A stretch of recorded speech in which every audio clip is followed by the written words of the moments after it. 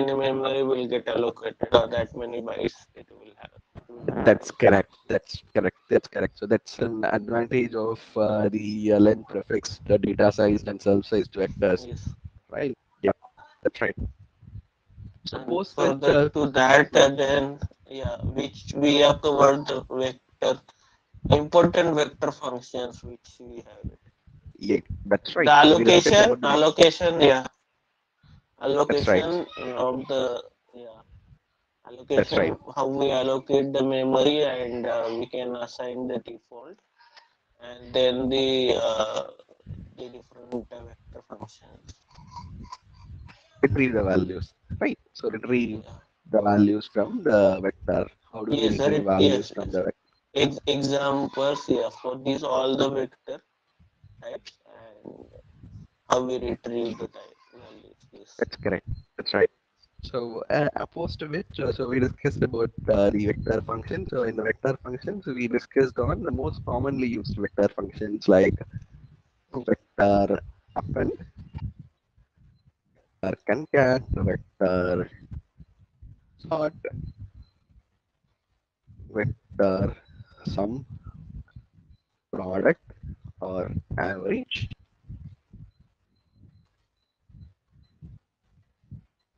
or vector B search.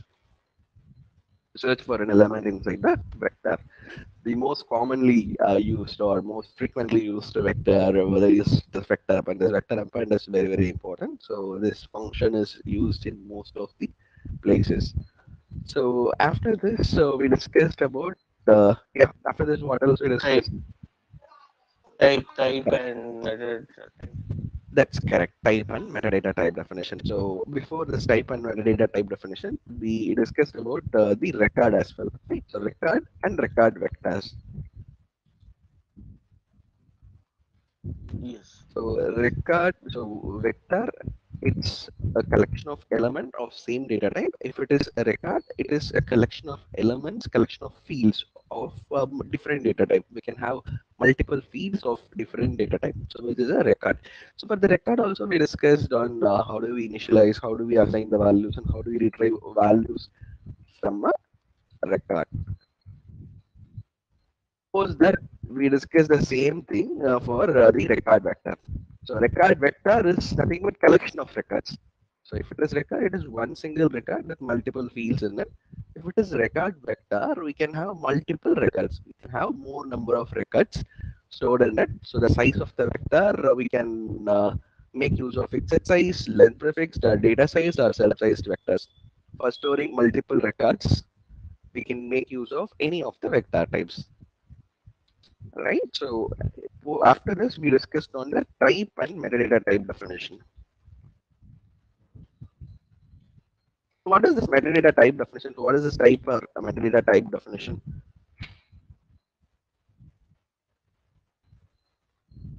So if we have defined multiple types functions, in the record type. So with that, using that, what whatever will have to get it used in uh, the layout, that we can assign that value to the metadata type, and we can only that type function will be get used for That's correct. interpreting the values from coming from that That's component. correct. That's correct. So the input for reading and input data, we need to specify a record format. So we know the classical way of writing a record format using record and end. We will specify the list of columns which is there in the input data. So instead of going for that, so we can make use of this type and metadata definition to create a record format.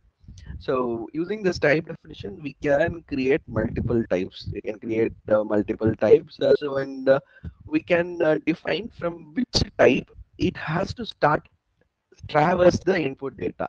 From which type we have to traverse the input data can be specified by using this metadata type definition. Right. So this type and metadata type Yes. definition, right? So these type and metadata types are very useful for XML files. So in order to read XML files, JSON files, mainframe copybooks, the mainframe files, not mainframe files. For reading the mainframe files, we use COBOL copybook. So for the mainframe files as well. So for mainframe files, so Yes. we can use this type one metadata type definition. So you just mentioned like we have to mention that for the reverse what I will say. Uh, We have to specify from which type definition. So we are specifying multiple type definitions, right? Out of those type right. definition, from which type definition we have to start interpreting the data.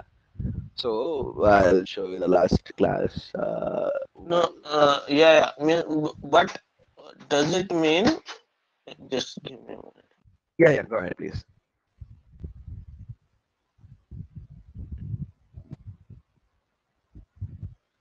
So if you see this, right, so we can have the different type definition. We are having multiple type definition, right? So out of these Mhm. type definition, so we have to tell ab initio that from which type definition it has to read the data. It has to read the input data. So for reading an input Okay. data, it has to start from this customer, right? So it has to start from the customer because so this type is having the first column details. So out of all these type, which type is having the first column? That information is stored in this type definition, right? So we have to tell ab initio that from this customer type, you can start to read the first column in the input data. First column, Correct. second column, third column. That is how it will try to do the interpretation. Okay. Right. Right. But okay. Okay. What this is what my understanding also. But you have just you have just mentioned it will. Uh, you have used one word. Actually, I am not able to recall. It will just mm, okay. So whatever the type where that we are mentioning, it will just read it, right? Correct. It just read it from that particular type definition. Yeah. So if you are not, Okay. let us assume that. Let us assume this way. Okay. So let's say if we don't have this metadata type definition, how ab initio will know out of all No. these Yeah. type definition from which type definition I should start reading the data? Yes. So it cannot be able to identify from which type definition it has to start in reading the data, right? So for that reason, Correct. we are specifying this metadata type. So in the metadata type, we have to specify the type name from which ab initio can start reading the input data. Yes. Okay. So, and also we discussed on the include statement, right? So we discussed on the include statement. So using this Yes. include statement, we can include the record format files. We have to include the record format files. We can include the record format files. We can use the transformation functions. We can create our own user-defined functions, and you can store the user-defined functions within XFR, and you can include that XFR using the include statement. So where you have to use include then within double quotes. So we have to use this tilde. Tilde is a kind of an ab initio specific wildcard character which tells ab initio that after this tilde, so we are going to give the absolute location where the file exists. Absolute location where the file exists. So here you can specify AIDML or AXFR and then you can give the corresponding file name. So say if I want to read the customer file, I can give customer underscore src.yml.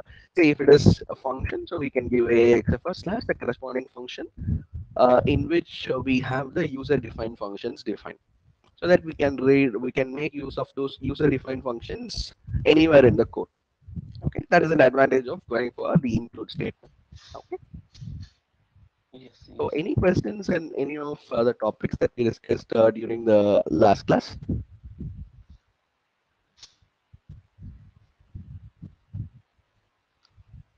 Mm, I think this is what we have discussed. No, any questions? Mm. No. Do you have any questions in the topics that we No, no. discussed during Questions? the? No, no, no, no, no. Okay.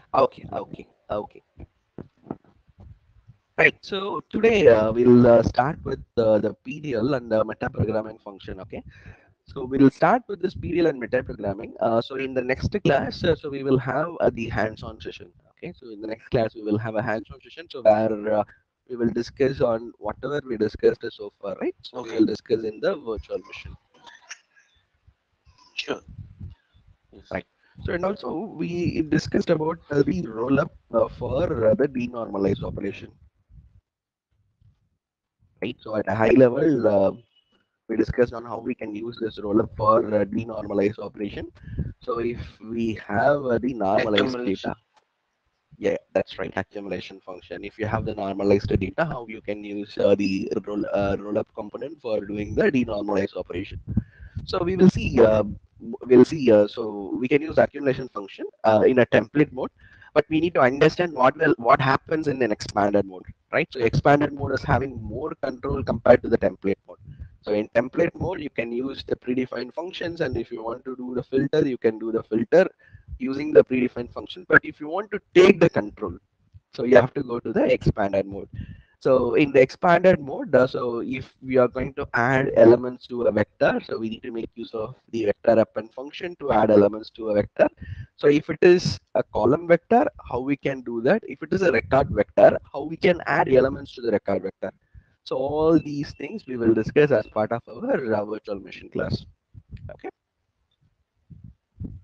Okay, sure. right. So today we'll start with PDL and metaprogramming functions before we get started with the dynamic programming. Okay, so this is a kind of base for the dynamic programming. So for dynamic programming, we need to have an understanding about the parameter definition language. Okay, so in short, we refer it as PDL, parameter definition language. Okay. So PDL is an ab initio specific interpretation language. Okay, so it's an ab initio specific interpretation language to interpret the parameter values. So for interpreting the parameter values, so we have different types of interpretation, right? So your PDL supports all the interpretation. So your PDL supports dollar interpretation, dollar curly braces interpretation, and we have a constant interpretation as well, right? So constant dollar curly braces shell interpretation. Okay, it supports shell interpretation. So it supports all the interpretation, and it is faster compared to other interpretation. So this is a very important thing. So it is faster compared to other interpretations. Okay. So since it is Yes. faster compared to the other interpretation, so we will see how it is faster and why they made PDL as the default interpretation, default interpretation for all the parameters. Whenever you create any parameters in the latest version of Ab initio, starting from 3.3, okay, starting from 3.3.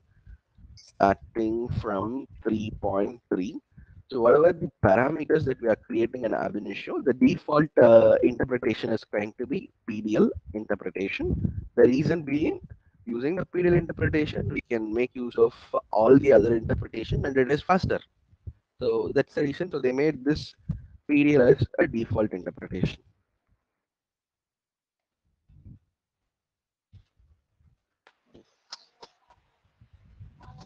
So now coming back to the question on how it is faster compared to the other interpretation. So we for that, right? So we need to understand that there are two different ways of the script generation. Okay, one is a static script generation, another one is dynamic script generation.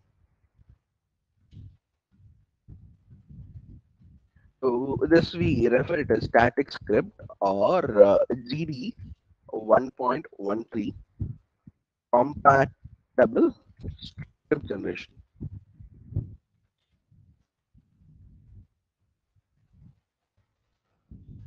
The 1.13 compatible script generation. Okay, so and we have this dynamic script generation. So in order to make use of the PDL as an interpretation, so we need to have this dynamic script generation enabled.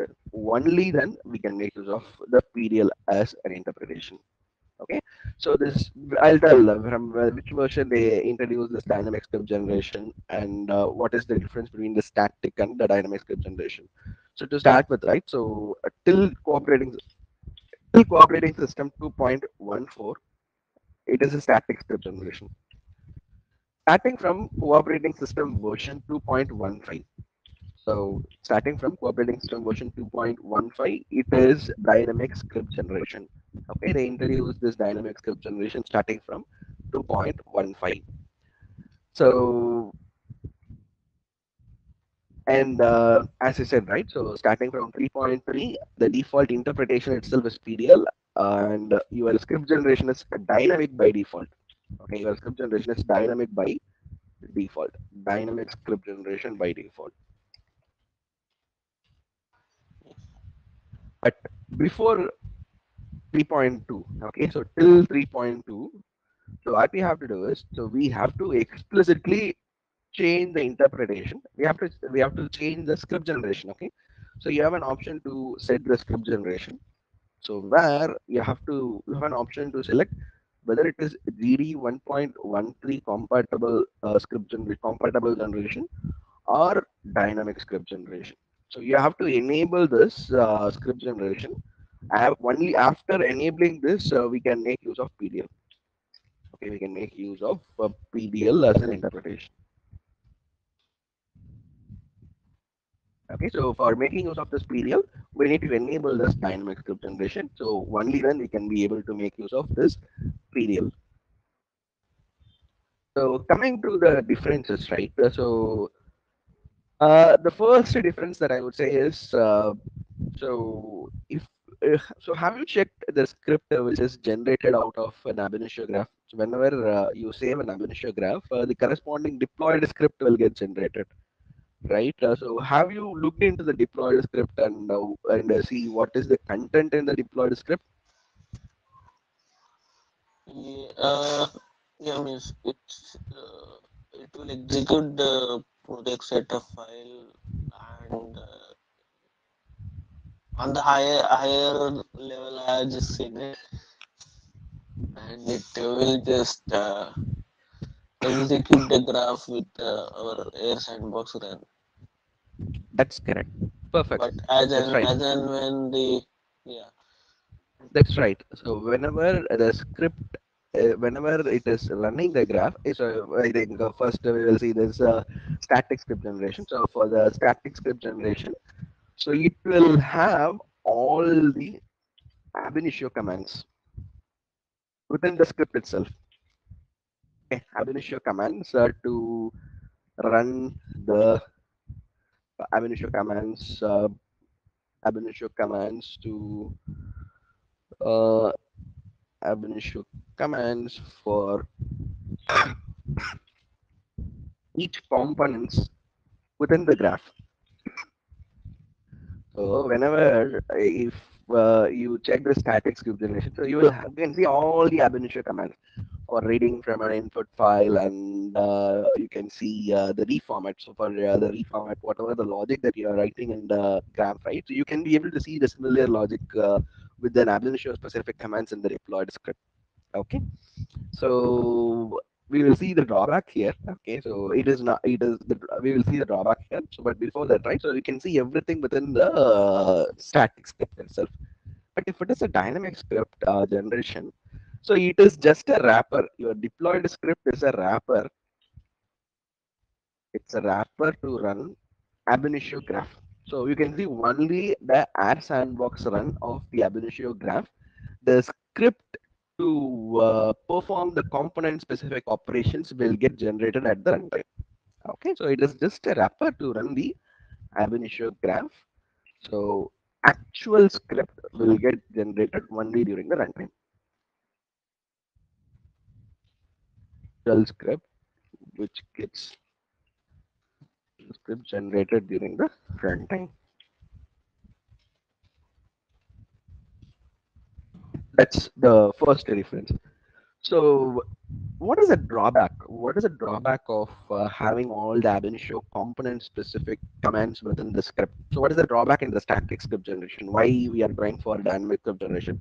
So one is faster interpretation. Yes, faster interpretation. So they went to this dynamic script generation. What is the other difference? There is one another drawback in the static script generation.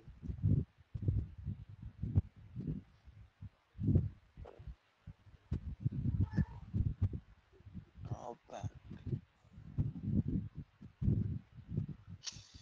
We need both script and graph. So if we have all the component specific commands available within the deployed script file, so then anybody can edit, right? So without making the changes to the graph, Okay. so it is not secure, right? So without making the changes to the graph, so they can directly edit the deployed script. So if we make the changes in the deployed script, if we know the ab initio commands that we have to specify for doing a particular component specific behavior, so we can just do the changes in the deployed script itself. Right, so the deployed script is having all the commands. So if you just make the changes to the commands that is being added to the deployed script, so we can be able to achieve that functionality. So that is it is vulnerable. Okay, it is vulnerable. So it is secure. How it is secure? The script we are not sure what is the script that gets generated. So because your deployed script is just a wrapper to call the ab initio graph, your actual script is getting generated at the runtime. Okay, so in that way, it's secure. Is this clear? Any question on this differences between the No, static and the dynamic script generation? no. Okay. So for the PDL as an interpretation, right? So like say if I have a parameter, so if I define a parameter, so for this parameter, so if it has a value, say let's say it's a constant interpretation. So for this constant interpretation, I'm having the value as hello. Okay. So then I'm having another parameter test1, so which is a dollar interpretation. So for this dollar interpretation, so if I use dollar test, so this is more of a parameter substitution. It will get the value from the parameter test. So the value is going to be hello. It prints the value as hello.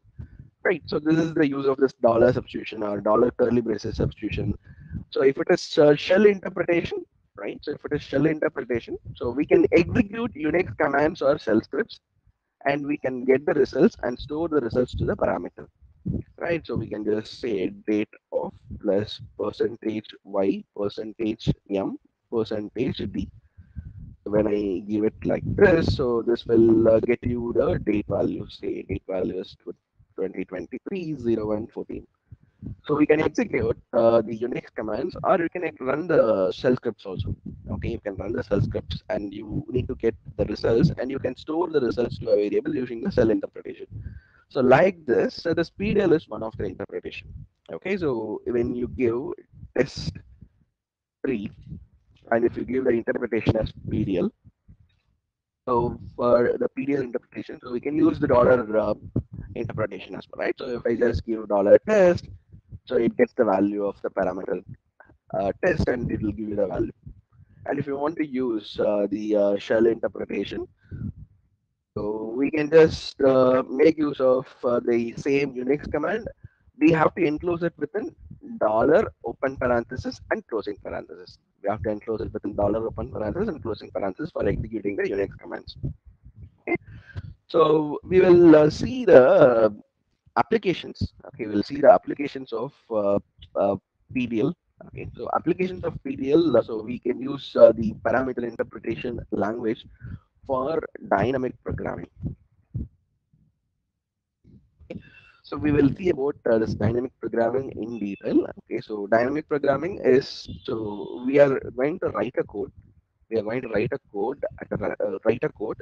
So at runtime, the code will generate the metadata like DML, XFR, or any other metadatas. So it can be generated at the runtime by making use of the dynamic programming that we are using with the help of the PDL asset interpretation. PDL asset interpretation. Within the PDL interpretation, we can make use of the meta programming functions and other ab initio functions to generate to create a code. So the code will generate the metadata for us. The metadata can be a DML or it can be an XFR. Okay, so that is the first application of PDL. We can use PDL in conduct IP, right? So in conduct IP plans, we can use PDL as an interpretation. So we can use PDL for XML and JSON data processing. Okay, XML and JSON data processing. So, but also we can use the PDL for the web services integration. These are all the applications of PDL. Now, for this PDL, right? So we need to understand some basics on the PDL. So the first thing that we have to understand is on the quoting and escaping. Okay, so first thing is quoting in a parameter definition language. So when we say quoting in a parameter definition language, so within the PDL, okay, so within the PDL, single and double quotes are same. It is not only in the PDL, okay. So in Ab initio, single and double quotes are same, but in Unix it is different, right? So, but in Ab initio, single and double quotes are same. So how it is different in Unix? How single and double quotes are different in Unix? So in Unix it is different, but in Ab initio it is same.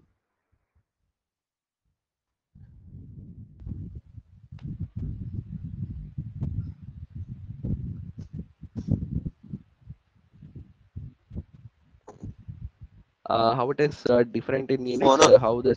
Yeah.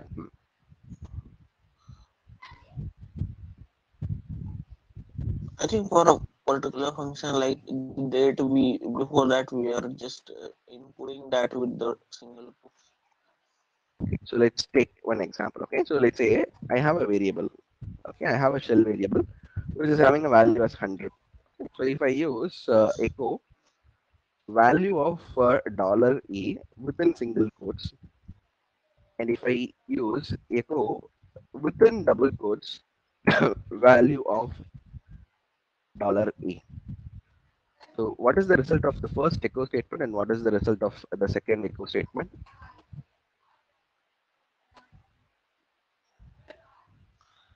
It will just give value of dollar a, and That's second it correct. will value of 100.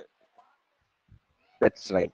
So your single quotes, right? So single quotes will consider everything as a string value. So whatever we are giving within single quotes, it will be treated as a literal. It will be treated as a string value. So it will not allow the parameter substitution. But if you are using it within the double quotes, it allows parameter substitution. So we can get the value of a parameter and we can print the value if it is a double quotes. So single and double quotes are different in Unix, but in Ab initio both are same. Okay, so Ab initio both are same. So you can use single quotes or you can use double quotes. So whenever you are using single quotes or double quotes, so it is the main difference lies for the enclosing. So say for example, so if you want to enclose, so you have to enclose single quotes with double quotes. So for enclosing only, so it makes a difference. So you can enclose single quotes with double quotes and vice versa. Okay, so we will see an example on how this single quotes can be enclosed within double quotes and double quotes can be enclosed within a single quote. We'll take few examples so that it will be much more clear. Okay, so let's take, you have a parameter test4. So for this test4 parameter, so let's say if I give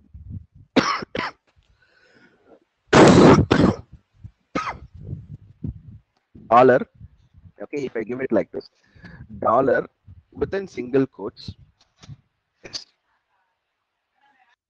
okay, and the interpretation is going to be a PDL interpretation. Okay, this interpretation is going to be a PDL interpretation. So what is the result that we get? So the test is going to be hello. Okay, the test is going to be hello. So the test is hello. So if I use PDL as an interpretation for the test4 parameter, and if I use dollar within single quotes test, so what is the value? What is the result value?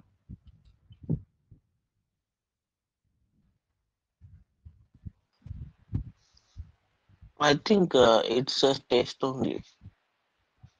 Okay, no. So here, what it will do is, so this within single quotes, it is a string value, right? So it resolved to dollar test, and it will try to get the value of the dollar test, which is hello.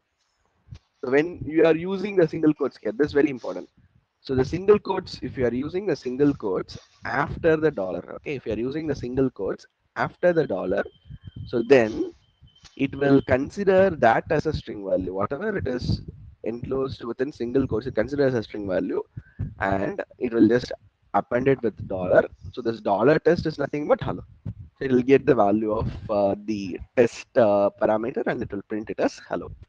Okay? So we'll see one another example. So let's say if I have test 5, so it is a PDL interpreter parameter. And for this PDL interpreter parameter, if I use double quotes, dollar test, double quotes, what it will do?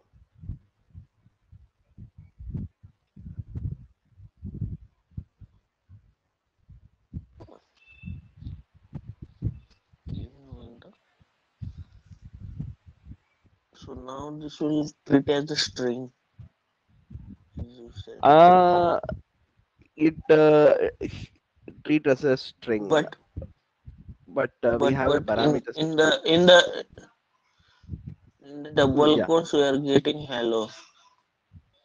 that's correct. But That's if it is correct. a string, then That's correct. That's correct. So it is double quotes. Hello. That's right. Now test 6.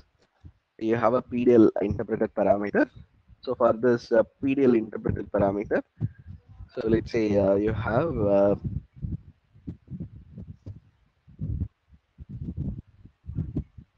definition like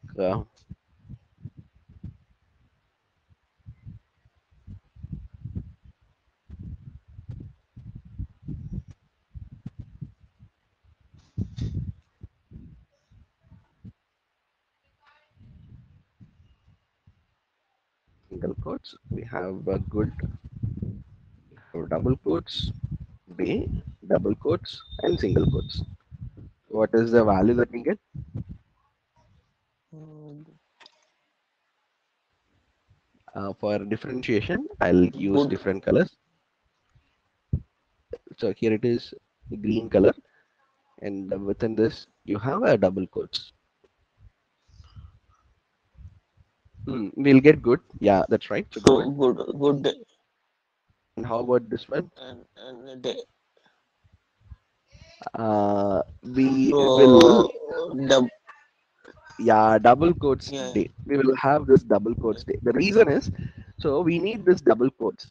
So that is the reason we are enclosing it within the single quotes. If we enclose it within the single quotes, then it will treat as is, and we can get the value of the quotes that we have used within the single quotes. It is applicable for single quotes as well.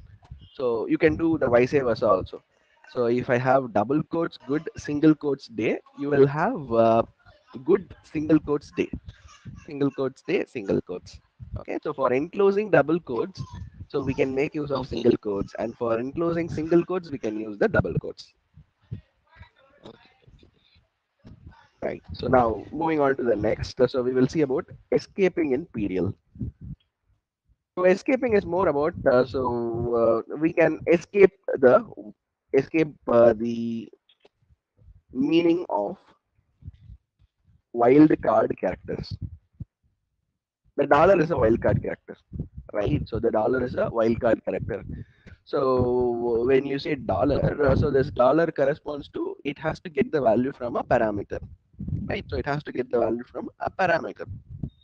So in order to Yes. escape this meaning, so instead of getting the parameter, getting the value from the parameter, if I want that dollar in the output, okay, if I want to consider it as a string, okay, if I want to consider it as a string, so we can consider it as a string. We can consider it as a string by using this escape character. So how we can do that? So we can use the escape character backspace. So we have to use the escape character backward Mm, space.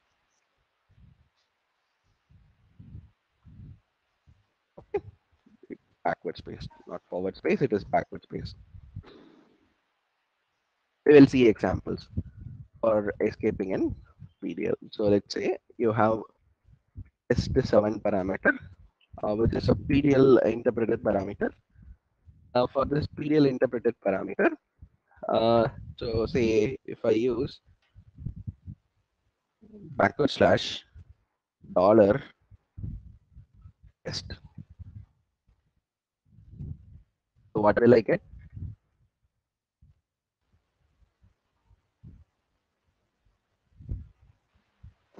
Dollar test. That's Sorry, correct. yeah, Dollar dollar test. test. Dollar test. So we are escaping the meaning of dollar. So it will not get the value of a parameter. So it will print it as dollar test. That's right. So let's say you have test 8. It is a PDL interpreter parameter. For this, you have two backward slashes, dollar test. So what is the output?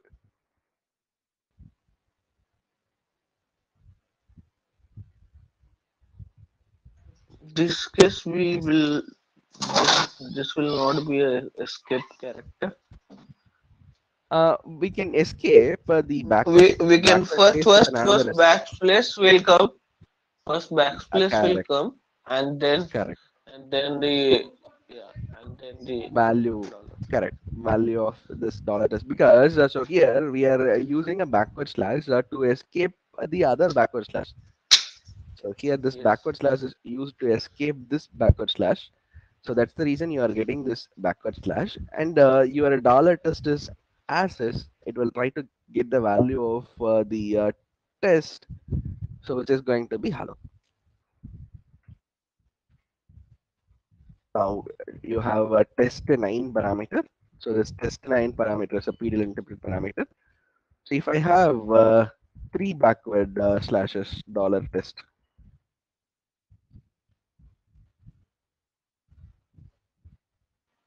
Two and the yeah, you will have one backward slash, right? So you'll have one backward slash, and you will have a dollar test.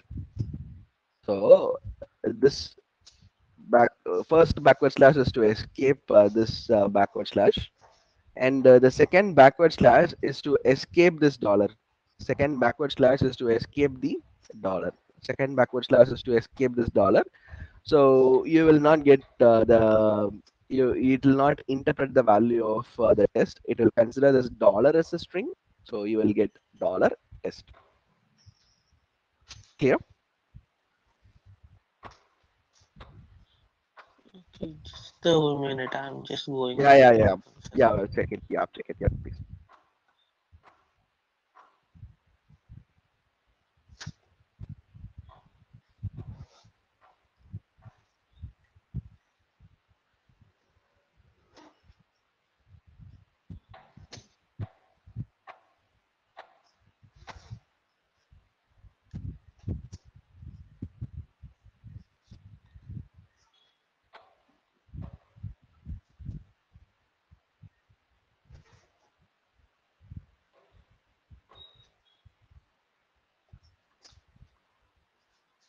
In the second example, what is happening is that first backward slash, it is escaping the dollar value, dollar That's correct. character. That's correct. That's correct. And what the second escape character does? No, no, no. Here we have three backward slashes. So are you referring test Okay, 8 or test 9? Test 9, right? Test test 9 it, parameter. test it, Test 8. Okay. Let's see. test it. Okay. This test 8. Okay. So for this If test that is 8, clear, I think then test 9 will be also, I think. Yeah. yeah, that's right. So in the test 8, if we see, we have two backward slashes. So if we have two Correct. backward slashes, one backward slash is for escaping and another backward slash. So here, the first backward slash is to escape the second backward slash. So here you will get the backward slash in the output, and this dollar test Okay, is as okay, is. So we'll get the value of dollar test, which is going to be hello. But in the test 9, it is different. You are having three escape characters. So if you have three escape character, the first character is to escape the second escape character. So that's the reason you are getting the backward slash. And you have one another escape character. This backward slash is to escape the meaning of this dollar. So now the dollar is considered as a literal. So that's the reason it is printing it as dollar test. Clear? Right. Okay. Now, Clear, clear. so we yeah now we can use PDL for conchal interpretation. So conchal interpretation is nothing but conchal interpretation is nothing but execute Unix commands and script and assign it to a parameter value. So test it and if you are having it as a PDL and you are saying dollar open parenthesis and closing parenthesis within this open and closing parenthesis, so you can use Unix commands. So we can say date uh, plus percentage year, percentage month, percentage t. Like this, if we give, this will give you the date value. 30114. Right. So, and the other use of the PDL is inline DML computation. Okay, this inline DML computation is used for the dynamic programming. Okay, this inline DML computation is used for the dynamic programming. So if it is an inline DML computation, so inline DML computation is nothing but, so you are going to write an ab initio code at a parameter level. Okay, at a parameter level, you are going to write an ab initio code. So and you are going to execute that ab initio code at a parameter level, and you are going to store the results to a parameter using the inline DML computation. How we can do that? If you want to use this inline DML computation, you have to enclose it within dollar open square brackets and closing square brackets. So we have to enclose whatever the code that we are writing, right? So that we have to enclose it within dollar open square brackets and closing square brackets. We'll take one example. So let's say you have test 11. For this test 11, it is a PDL interpreter parameter. So we can just say dollar open square brackets if it is one line of code. So when we say one line of code, so we can use expressions, ab initio expressions, conditional statements. You can use if else looping statements. You can make use of ab initio specific functions. Everything we can do it within the dollar open square brackets and closing square brackets construct. If it is one line of code that you are writing, so we can write it directly if it is one line of code. Okay, if it is one line of code, we can write it directly like this. So string underscore concat of test. See, if I say space, then if I say world, and if I close this and if I close this square brackets, what this will do is this will concatenate this. So for getting a value from a parameter, we can get the value from a parameter by defining the name itself, name of the parameter itself. There is no need to use the dollar or dollar curly braces. We can just refer a parameter so that we can get a value from a parameter within the inline DML computation. So what this will do is this will give you the result as hello space world.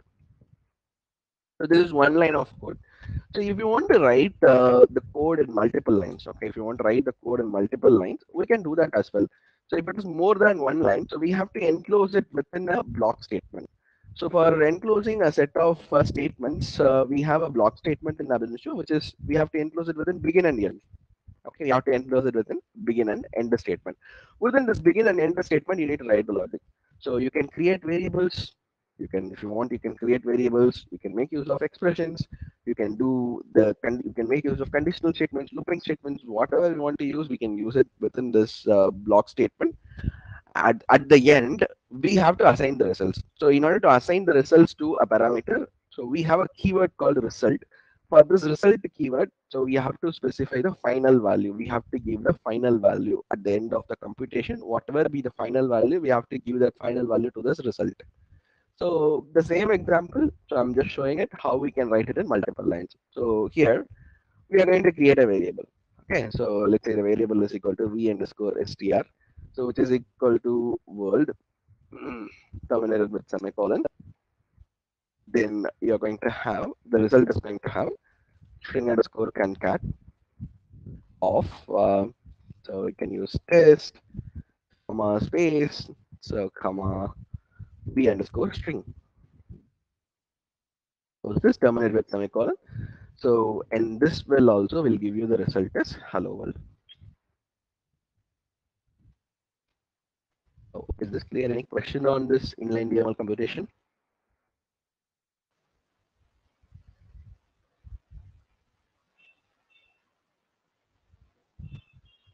Clear, clear. Yeah, fine then. So now uh, for this inline DML computation, so there is one ab initio specific uh, parameter. Okay, there is one ab initio specific parameter, so which we call it as AB underscore DML underscore definitions. Okay, so ABDML definitions. So this interpretation can be anything. Okay, the interpretation can be anything. It can be constant, or it can be dollar, or it can be dollar curly braces based on the values that you are going to pass within this parameter definition. So you can define the interpretation. So the use of this ABDML definition is that so we can define user-defined functions. You can define user-defined functions with you by making use of this ABDML definitions parameter. So what you can do is, so we can write our own functions. So whenever you are writing the user-defined function, so you have to specify the return type. So this out as a return type. Then colon colon as a syntax. So and you need to specify the custom function name or user-defined function name. So we have a function to check whether the input value is null or blank. We don't have a function to check whether the input value is null or blank in one shot, right? So for that, say for example, if you are like creating a function called is null blank and you are passing an input argument is equal to begin and end. So within this begin and end, we need to write the logic. So the logic is the out is return type. So for this out type, so if your if not is underscore null of input data or uh, not is null or not is underscore blank of input data, then you are assigning one.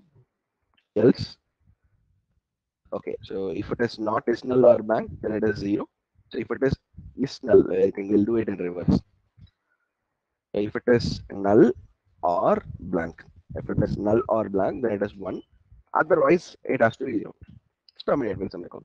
Like this, you can create any number of user-defined functions. Okay, so say for example, if I'm creating another function concat of an input data, so within this concat function, so I can say begin and end. So within this, so I can write it as out colon colon string underscore concat of input data, and they can give space, and you're concatenating with world terminate with semicolon. So like this, you can create any number of functions within the ABDML definitions. Okay. So if you want to include, okay, if you want to include any predefined function, you can do that as well for this parameter. So for this parameter, so say for example, if I want to include the predefined function, so we can say ABDML definitions, and we can say dollar as an interpretation. So and you can say include and double quotes tilde dollar AI underscore XFR. So within that AI XFR, so you can say generic underscore functions dot XFR, and you can say terminate with semicolon. That's it. So we can include all the user-defined functions or the custom functions within this ABDML definitions and at a parameter level. That is an advantage. So at a parameter level, we can create user-defined functions. Okay, we can create user-defined functions and make use of those functions in any of the parameters. Let's say if I have a parameter called S30, so and it is a PDL interpreter parameter. So for this PDL interpreter parameter, so we can make use of this functions. So say if I say concat of hello, so what it will do is, so it will call the predefined functions, which is defined in this ABDML definition, and it will pass this hello as an input, and it will give you the result as hello world. Okay, the same way we can use any of the user defined functions which are defined within the ABDML definition. Okay. So we can say is underscore null underscore blank of 100. It is going to return 0. So like this, using this ABDML definition, we can define the user-defined functions, and we can make use of those user-defined functions at a parameter level. Uh, Once Okay. you define this ABDML definition. Yeah. Yes. Now let's start with metaprogramming functions. Okay. Metaprogramming functions are the ab initio specific functions like other functions that we have for string, vector, decimal, date and date time, lookup functions, math functions. Same way, metaprogramming is a kind of a predefined functions which are available in ab initio. So under this metaprogramming functions, there are broader categories to do the file or directory processing. Right. So for doing this file or directory processing, you have a set of functions. So what are the functions that you have for this file or directory processing? The most common functions for file or directory processing. Directory listing. That's correct. Directory listing. So this directory listing is, yeah, that's right. So what are the functions? Directory listing will return a vector. File. Yes. File File. information. That's correct. File information. So directory listing returns a vector which has a list of files and of folders in a particular directory based on the pattern.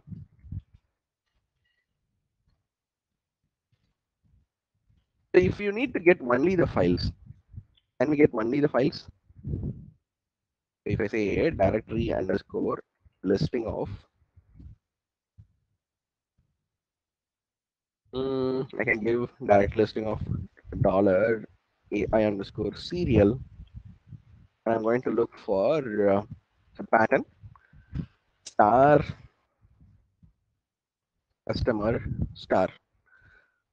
Okay, so star customer star double quotes.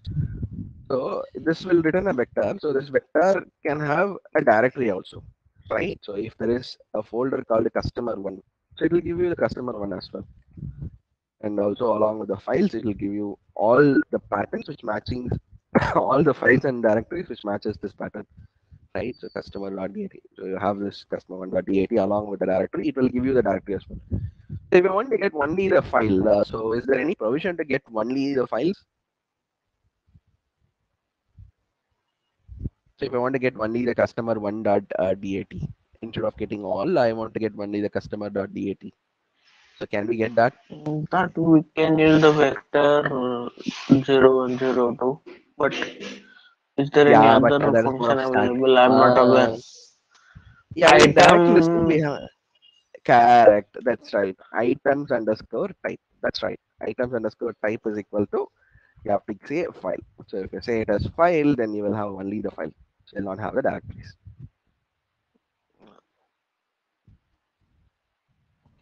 So now read underscore file, right? So read underscore file is to read the content of the file as string value. Right? So read the content of the file as a string value. And you have file information. So what is the return type of file information?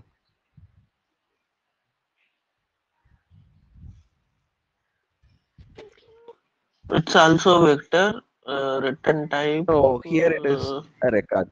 It returns a record. yeah. The reason is, so what this file information will do is, this file information will give you a record. So the record will have details such as name of the file. Right? So name of the file, it has the size of the file, name, size, it is more likely your ls hyphen l. So when you do ls hyphen l, that will give you Hmm. all the details, right? So whether it is readable or Correct. writable or executable, so all these details are available as a record. Okay, so this will give you the record. So this record will have the details. Say it will have customer 1.3080 and the size. Say for example, if it is in bytes, it will give. So say if it is 1024, then you give it 1024. It is readable or writable. Say it is readable, then writable and not executable. It will give you the value like this. So like this, it will have other values as well. I'm just giving only the few fields. Like this, it will have other fields as well. So if I want to get only the size, so we can say file information of the file that we are trying to file that we are going to refer here. Say, let's say you are trying to refer the file which is available in the A serial directory. So we can refer the file which is available in the A serial directory. So we can say customer 1.dat. So it will, and if I want to get only the size, so in order to get a field from the record, so we have to specify dot the corresponding field name. So the field name is going to be size. So this will give you the size of the file. So the size of the file is going to be 1024.